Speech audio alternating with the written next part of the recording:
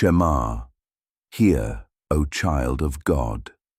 Once in Numbers 22, the Lord opened the mouth of a donkey because a prophet could not see what stood before him. If you have ears to hear, listen, not to me, but to the word.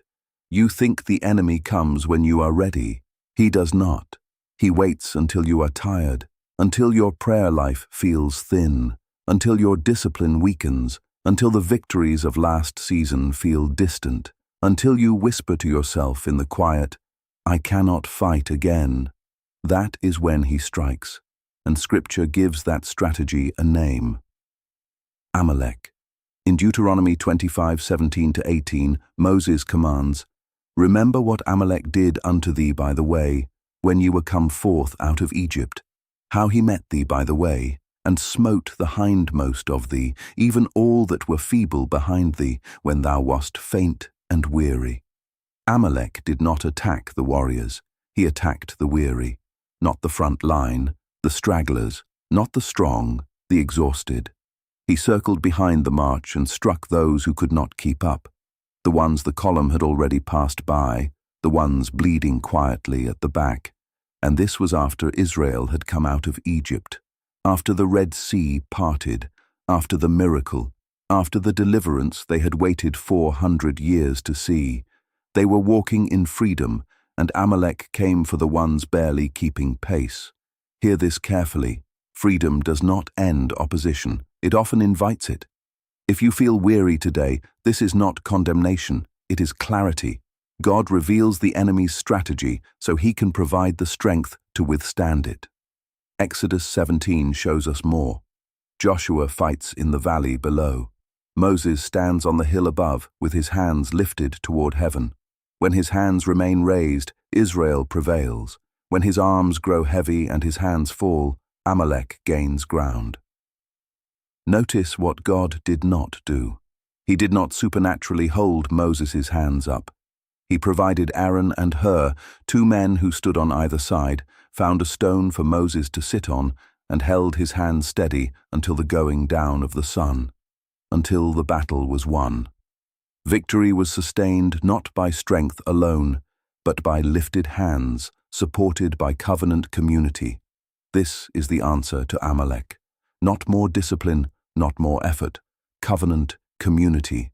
People who will stand beside you and hold up what you can no longer hold alone. Amalek exploits isolation. He always has.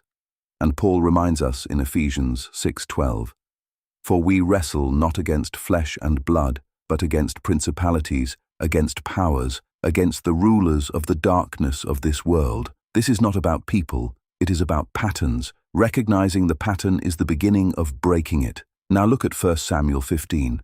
God commands Saul to destroy Amalek completely, not to spare the king, not to keep the spoil, complete obedience. Saul almost obeyed. He destroyed much, but spared Agag the king and kept the best of the animals for what he called a sacrifice to God. Samuel answers him, To obey is better than sacrifice, and to hearken than the fat of rams. Saul partially obeyed, and partial obedience preserved the root of the problem. Generations later, Amalek rises again against Israel in Judges 6. What was left alive returned, not because God is cruel, but because compromise sustains conflict. What God commanded to be removed and was only partially dealt with came back stronger. Child of God, let that settle. What you refuse to fully remove does not disappear. It waits, it recovers in the dark, and it returns at the moment when you are least prepared to face it again. Weariness is not weakness, but it is a vulnerability if you fight alone. The enemy does not fear how hard you work. He fears what you become when you are fully restored. So he targets your rest. He targets your relationships. He targets the margins of your life where renewal lives. So lift your hands, surround yourself with covenant people who will hold them up when you cannot. An Aaron, a Hur. Someone who will sit you on a stone and stand beside you until the battle turns. Because here is the truth Deuteronomy wants you to carry. Amalek does not just attack your fatigue, He manufactures it. He keeps you restless, isolated, and running on empty, because a weary soldier fighting alone is always exposed. Guard the freedom God has given you. Refuse partial obedience.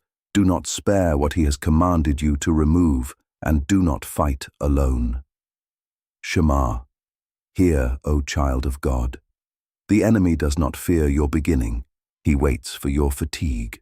Guard the freedom God has given you. Refuse partial obedience, and remain in covenant community. Until next time, anchor your heart in the Word.